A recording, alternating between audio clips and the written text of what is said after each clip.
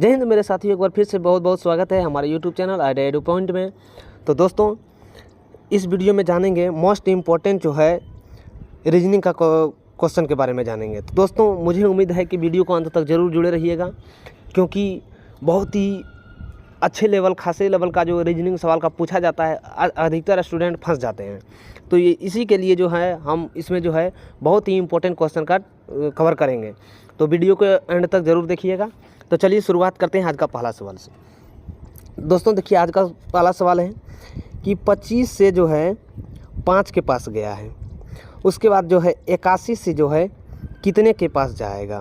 तो देखिए दोस्तों, इसको कैसे हल करेंगे। 25 से 5 के पास जा रहा है, तो यानी कि कहीं ना कहीं जो है ये 5 का होल स्क्वायर है, तब ये जाके 25 पे बना है। तो उसी तरह जो है ये 81 जो है ये कितने का होल स्क्वायर होगा। तो देखिए 81 जो है ये 9 का होल स्क्वायर है। तो दोस्तों, ये 9 का होल स्क्वायर होके जो बना है यह जो है 81 बनता है। तो अब देख सकते हैं, तो ये इसका राइट जो आंसर बन जाएगा ये 9 बन जाएगा। तो दोस्तों, जो ऑप्शन बी में जो 9 हमें जो दिख रहा है वो राइट आंसर हो जाएगा। चलिए क्वेश्चन नंबर नेक्स्ट को देखते हैं। चलिए दोस्तों, क्वेश्चन नंबर नेक्स्ट है कि 2 से हमको 4 के पास जाना है। उसके बाद जो है फिर जो है 3 से जो है 3 के बाद जो है कौन सी संख्या आएगी। तो दोस्तों, तो कहीं ना कहीं देखिए ये इसमें ये अच्छा लॉजिक लगाया हुआ है कि हमें जो है 2 से 4 के पास जाना है। उसके बाद जो है तो 2 से 4 के पास ये कैसे गया है। तो अब इसको देखिए, 2 जो गया है 2 को ही रहने दिया है, इसमें जो है 200 गुना कर दिया गया है, यानी कि इसको 4 लिखा जा सकता है। लेकिन दोस्तों, अब ये भी बात है कि इसके आप ये भी कर सकते हैं कि 2 का जो है होल स्क्वायर कर सकते हैं।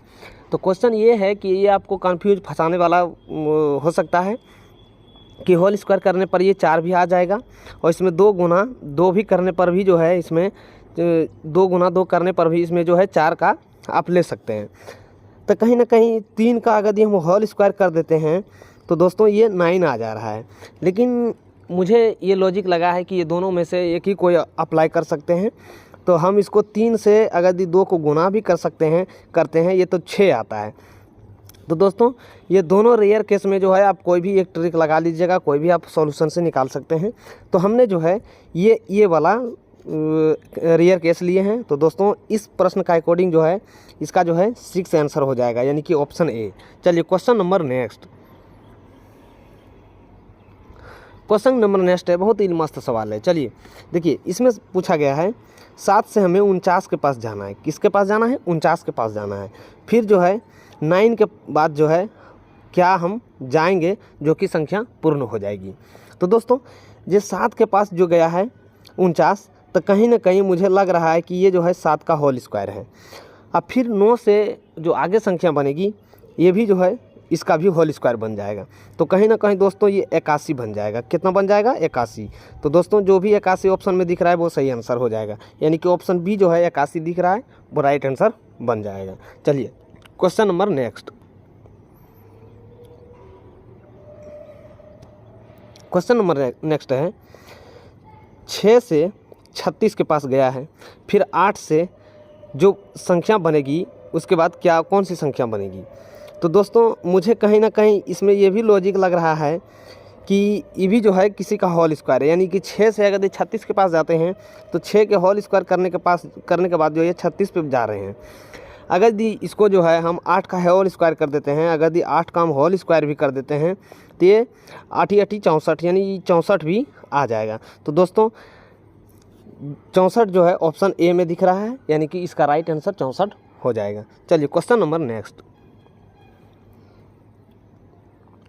क्वेश्चन नंबर नेक्स्ट है, पूरी श्रृंखला को पूरा करें।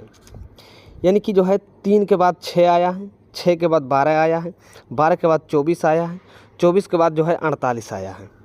ये जो श्रृंखलाएं जो है ये एक तरह से जो है बढ़ती चली गई है, यानी छोटी संख्या से छोटी सी शुरुआत हुई है, अंतिम में जो है बढ़ते क्रम में गई है। तो कहीं ना कहीं ये या तो मल्टीपल में हो सकता है या फिर ज़्यादा संख्या में इसको हम बढ़ा करके भी लिख सकते हैं। तो दोस्तों, ये देखिए 3 से 6 गया है, तो अगर हम इस तरह से लेते हैं 3 से 6 गया तो इसको 2 गुना करते हैं तो 306 के पास जा रहा है। फिर 6 से 12 गया है, यानी कि कहीं ना कहीं ये 2 गुना भी है। फिर 12 से ही 24 गया है, ये भी कहीं ना कहीं 2 गुना है। फिर अगर यदि 24 से 48 पे जा रहा है तो ये कहीं ना कहीं 2 गुना है। तो अब जो इसके बाद जो संख्या होगी वो भी 48 का 2 गुना होगा। तो 48 का 2 गुना हो जाने पर जो बनेगी ये संख्या, ये 96 बन जाएगी। यानी कि जो है ऑप्शन ए में जो है इस प्रश्न का सही आंसर दिया हुआ है। चलिए क्वेश्चन नंबर नेक्स्ट।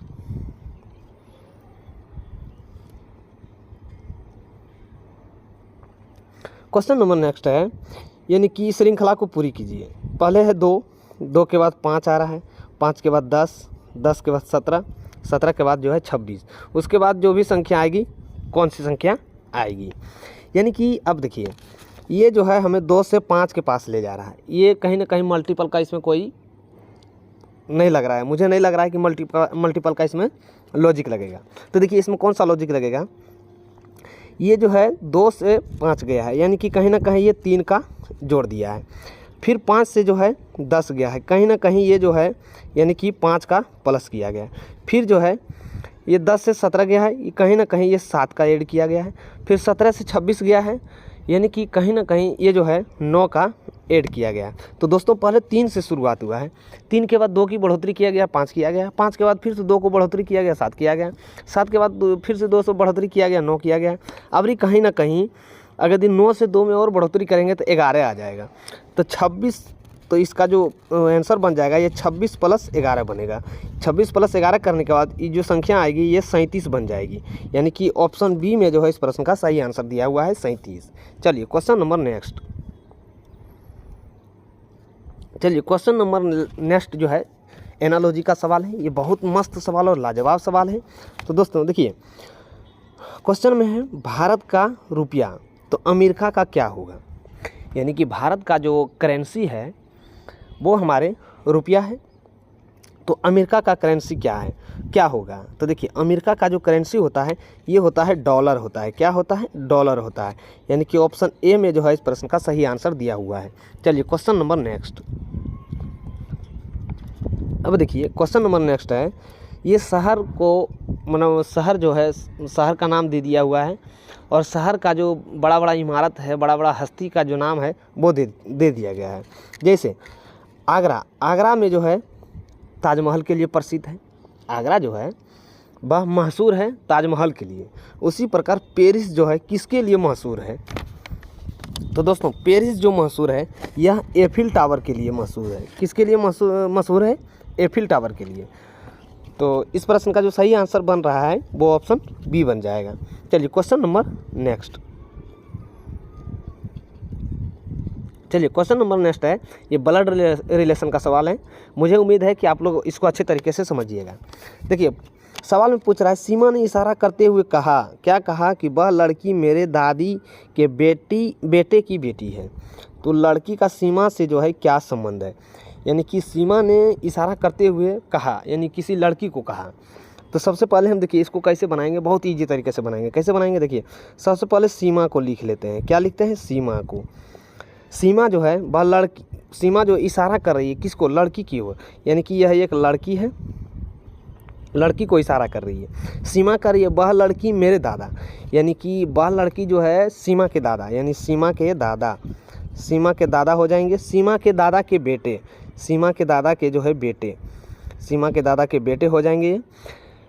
बेटे जो है बेटे की बेटी है, यानी कि जो है सीमा के दादा के बेटे की बेटी जो है वह लड़की है। यानी कि ये जो है इसका जो है क्या है, बेटी है। क्या है, बेटी है। तो कहीं ना कहीं देखिए इसमें ये लॉजिक बन रहा है, सीमा ने इसको इंगित करते हुए कहा था कि वह लड़की जो है मेरे दादा, यानी सीमा की दादा, सीमा की दादा की बेटे, यानी सीमा की दादा की बेटे इसके चाचा भी हो सकते हैं, पापा भी हो सकते हैं। उसके बाद बेटे की बेटी है, यानी कि जो है चाचा की बेटी या अपनी खुद हो सकते हैं। तो इसके इस क्वेश्चन के अकॉर्डिंग अगर ये आप जाते हैं तो ये चाचा ही माना जाएगा। यानी कि सीमा के दादा के बेटे की बेटी वो लड़की है। तो क्या हो जाएगी, सीमा की कौन लग जाएगी, सीमा की जो है यह एक चचेरी बहन लग जाएगी।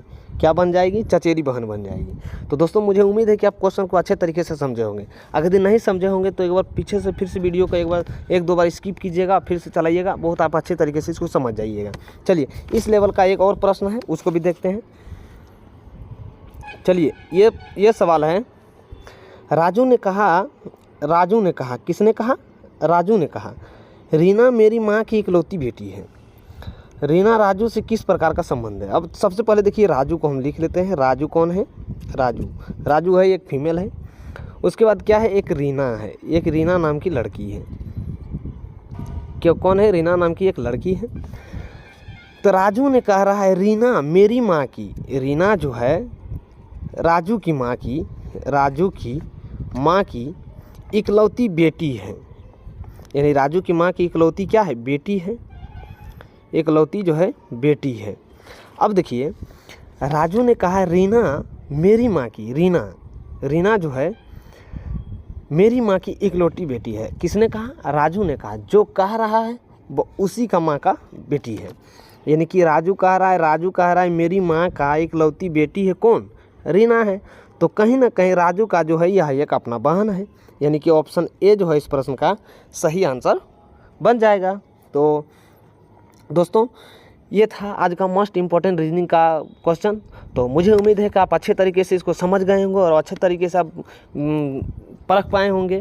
तो इसी तरह जो है हमारे वीडियो के एंड तक ज़रूर देखिएगा, क्योंकि हर रीजनिंग में जो है अच्छे लॉजिक्स के साथ लाते हैं। तो फिर दोस्तों मिलते हैं नेक्स्ट वीडियो में, तब तक के लिए जय हिंद, जय भारत।